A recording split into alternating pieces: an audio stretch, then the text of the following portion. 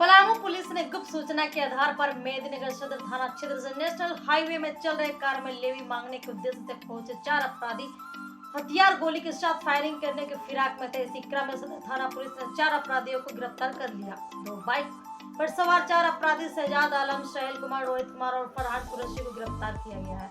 Police ने गिरफ्तार अपराधी के पास से 2 पिस्टल, 50 राउंड जिंदा गोली, 3 बाइक, 4 मोबाइल और रंगदारी से वसूला के 22,000 रुपए बरामद किया है।